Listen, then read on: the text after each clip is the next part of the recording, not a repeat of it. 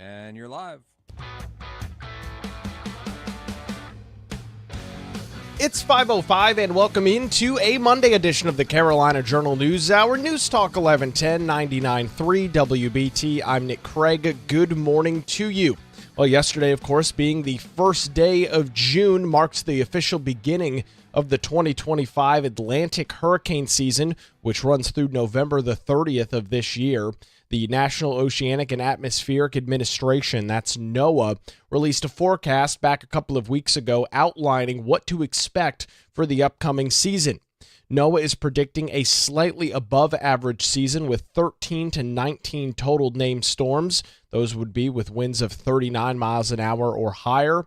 6 to 10 of those storms are set to become hurricanes under the prediction, winds of 74 miles an hour or higher, including 3 to 5 major hurricanes. That would be a Category 3, 4, or 5 storm with winds in excess of 111 miles an hour.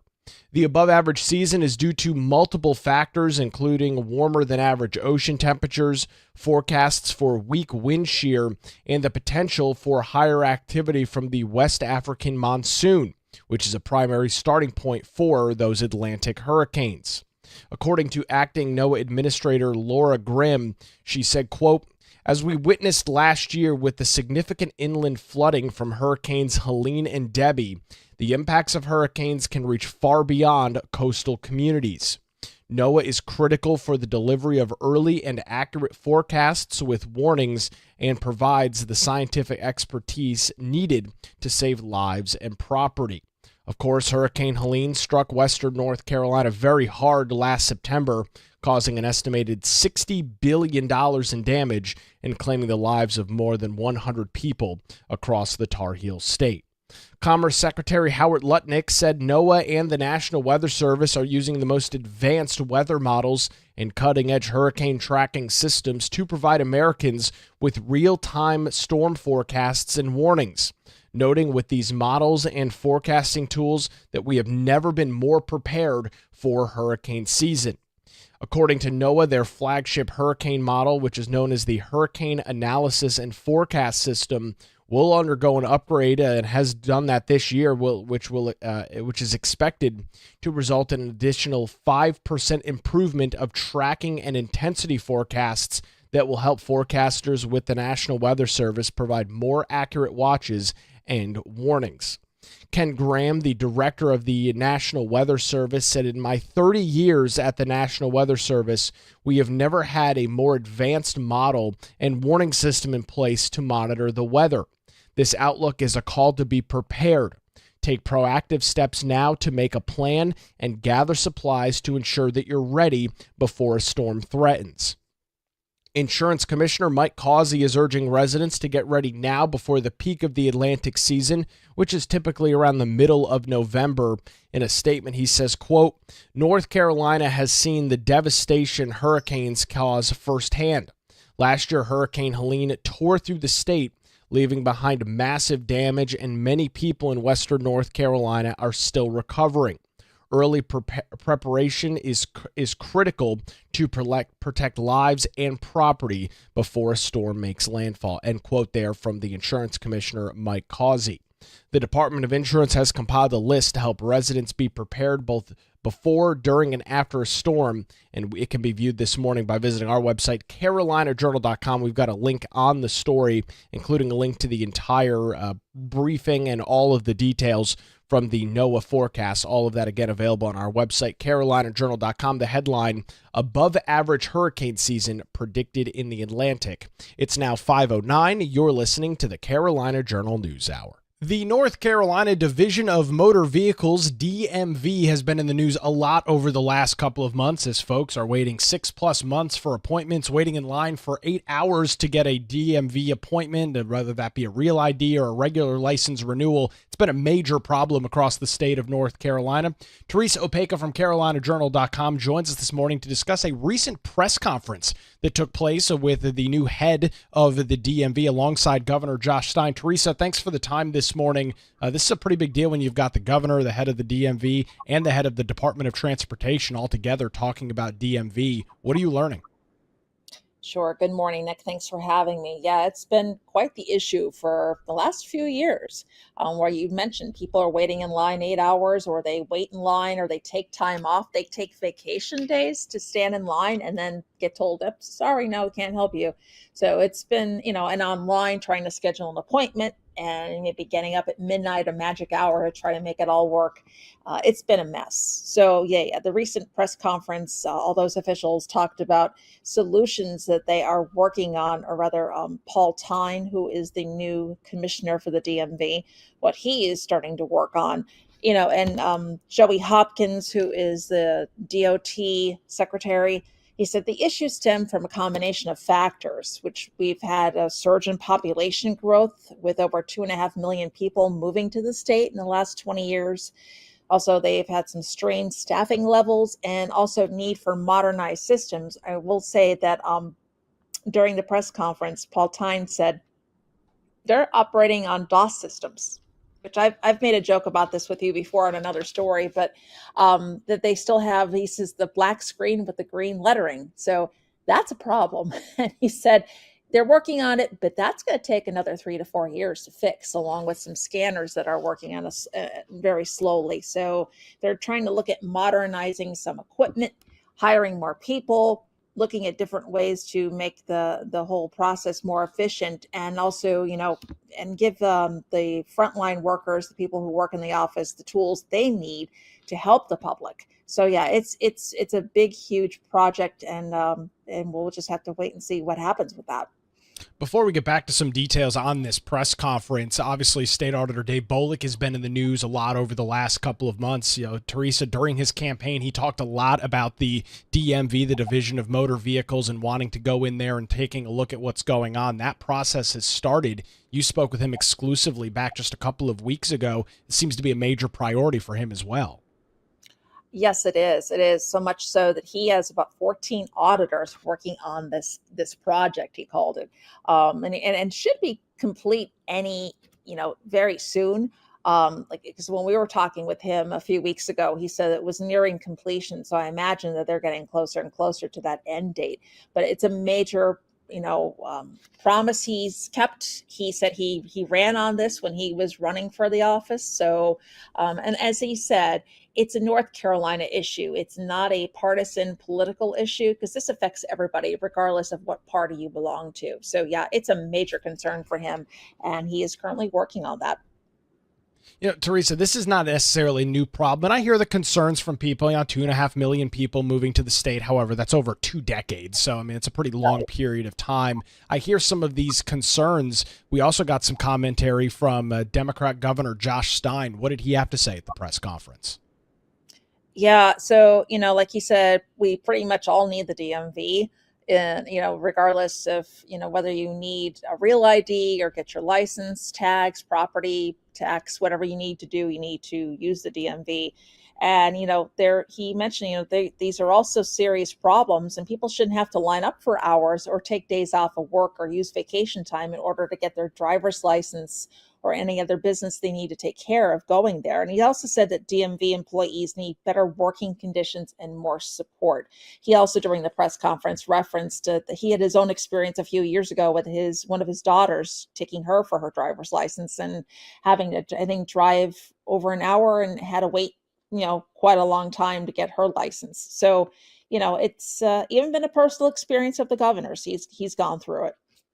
Well, and I'm glad the governor brought that point up, Teresa, for folks that are going through the first time driving, when you're 15, 16 years old, going through that process. I believe you have to go to the DMV. It's either 2 or 3 different times between when you're first getting permitted and until you get your final license. Most folks don't deal with the DMV, but maybe every 8 years. I can't imagine having to go 2 or 3 times within the span of just a year or so. I can't either. And you're right. There was a woman there at the press conference, a regular customer, citizen of the state, who mentioned that she had to take her daughter a couple of times for a license. So yeah, I can't imagine, like, you go one time or maybe twice, but to keep going back and to deal with all those issues every single time is just not a good thing.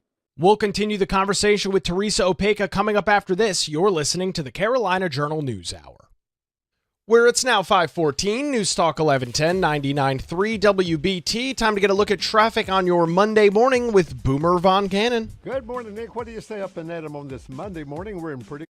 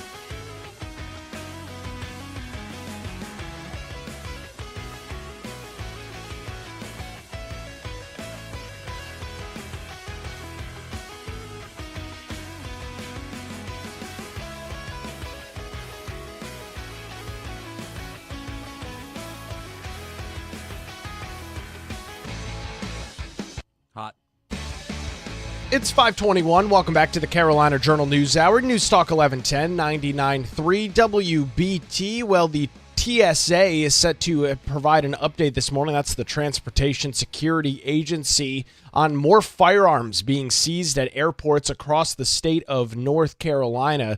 They're set to have a briefing this morning around 9:30.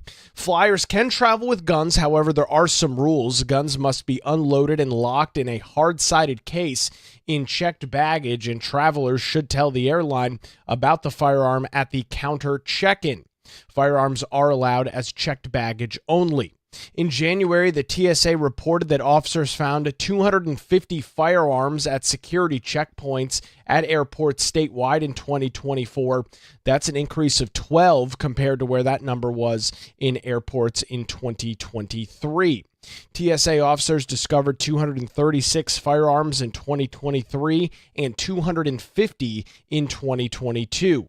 Of the firearms confiscated in 2023, the most firearms were found at Charlotte Douglas International Airport with 124, followed by RDU at 76 and the Piedmont Triad International Airport at 15, those being the three largest airports across the state. With those details, we are set to learn more this morning. We'll provide details as they are pertinent and relevant right here on the Carolina Journal News Hour, where it's now 523, News Talk 1110, 99.3 WBT. Continuing our discussion this morning with Teresa Opeka from CarolinaJournal.com about an interesting press conference that took place as it relates to the North Carolina DMV. Let me ask you this, Teresa. The General Assembly over the last 15 years or so has made some significant investments in North Carolina, with Republican control taking place 2010, 2012 area. They've continued to invest in various state agencies. I don't believe DMV has had its funding cut in any meaningful way. How is this stuff so far behind? I mean, how are we still using computer systems from 30 plus years ago? Did nobody at DMV just bother to bring this up to the General Assembly? I can't imagine that they wouldn't have funded it if DMV said they needed something like this. Yeah, that's right. I'm not entirely sure, but I mean, it's like you say, it's so outdated, and right now they're looking at solutions to possibly privatize the agency. Governor Stein said he's looking for more staff if they can, get that in play as well. So not too sure what's happened over the last several years with this, but you would think they would update it. But at North Carolina, as I mentioned before, maybe to you, we haven't talked personally over the air with it, but it's not alone with these older operating systems. You have other states like Pennsylvania, who have had these systems in place for their unemployment systems. So imagine the same process if you're trying to file unemployment and you're not getting that and you really need that money. So North Carolina, not to prop up the DMV and give an excuse, but they're not alone as far as other states are also having the same issue. So, but getting back to the General Assembly, I'm not sure what's happened over the last several years. I guess they are looking into it now because there's been so much pushback recently in the last few years, and under the different commissioner that was heading that. Well, let's talk about the new commissioner in Paul Tyne. He's a former member of the North Carolina General Assembly. Teresa, he's only been on the job since the end of April. He really walked into, I think, what most normal folks would describe as probably a very messy situation trying to deal with some of these problems within the DMV. He talks a lot about making sure that they're customer focused. I guess that's a main priority for him. Oh, absolutely. Absolutely. Yeah. So he took over for Wayne Goodwin, who it was a government ops committee. They kind of grilled him earlier this year about, about the failures of the DMV. And like you say, Paul Tyne walked into this, he inherited it. But everybody at the press conference and everybody beforehand is praising Tyne for his experience. He's a business owner. He has served 2 terms in the State House.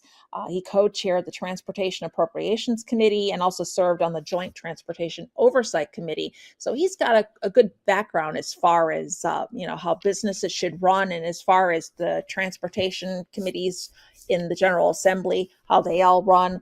And he seemed to have that take charge attitude at the press conference. So, all systems go. Like he said, he appreciates everybody's patience because this isn't going to be done, as you said in the beginning of the the talk today, this isn't going to be an overnight fix. They've got a long road ahead of them, but they're trying to get a lot of things accomplished, getting Saturday hours at more offices, and trying to rearrange staff to hopefully help the situation, because summer is their busiest time of the year, with more I think more kids, teenagers trying to get licenses and that sort of thing.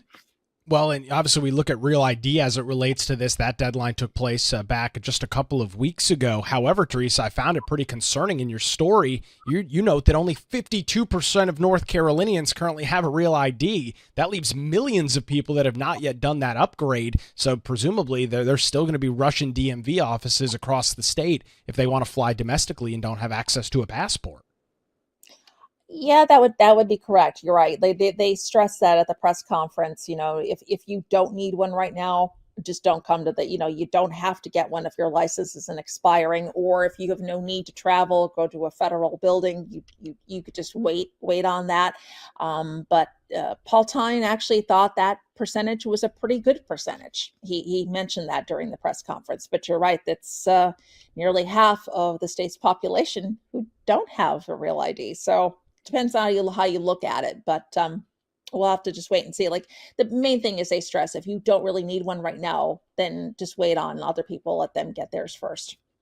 Yeah, you've talked about throughout the interview this morning, Teresa, some of the various things that are going on in the General Assembly. Talks about privatization, some other legislation going through to allow people to drive with expired licenses for a couple of years because they can't get appointments. And this all really kind of wrapped up with some of the comments there from Tyne at the end of the discussion, noting that there's still a long way to go. What did he have to say in some of his closing statements? Sure. So like you said, these are just the first projects that they are announcing. They're not going to help people that are standing in lines today, or even tomorrow, or people looking for appointments right now. But know that they are working to fix those problems as they're going forward. And they have some of the best workers at the DMV. His job is to empower them, but he is asking for the patience of the public, especially during the summer, while they make the changes.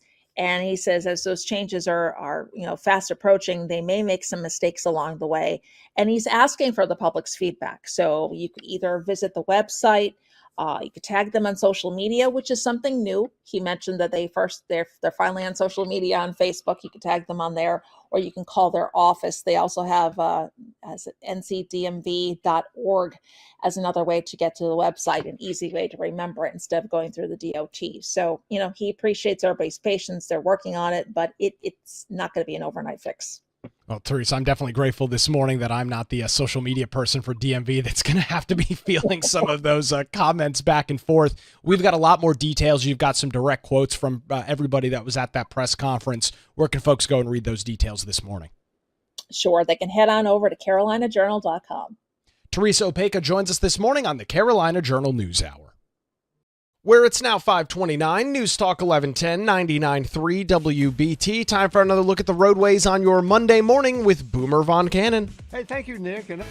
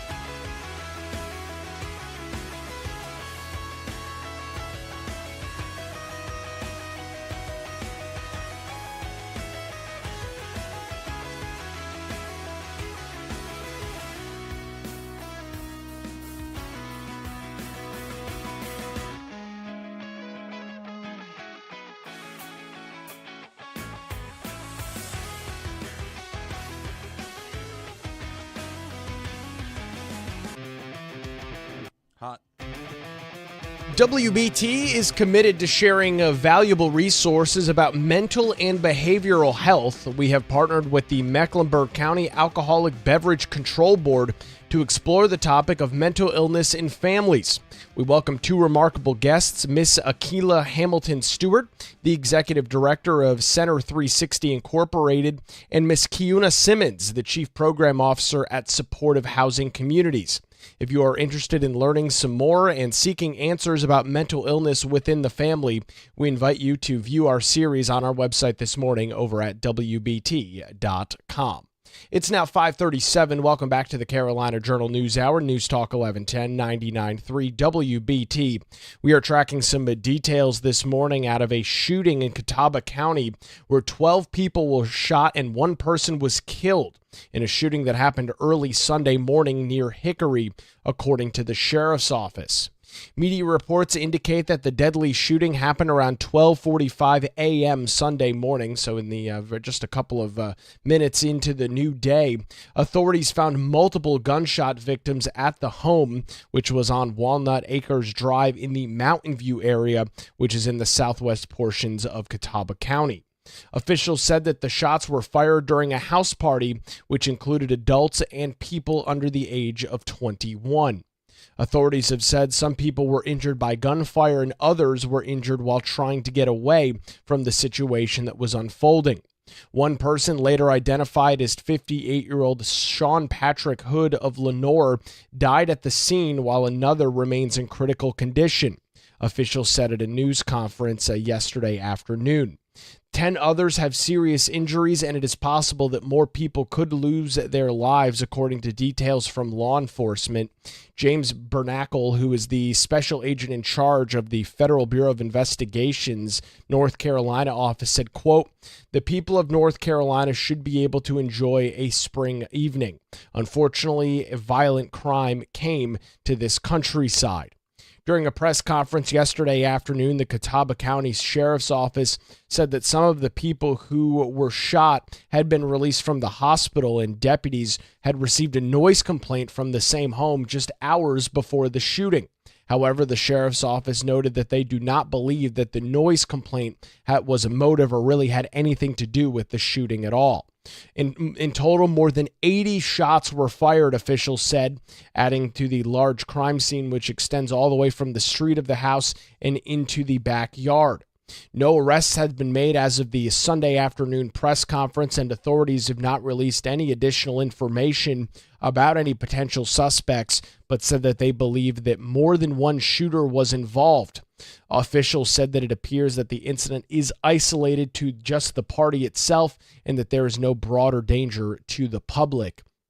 With that reaction coming in from across the state, North Carolina Democrat Governor Josh Stein saying, quote, "Anna and I were heartbroken to learn of the early morning mass shooting in Catawba County and are praying for the victims and their families. I have spoken with Sheriff Brown to offer support to make sure the public make sure that the perpetrator is brought to justice."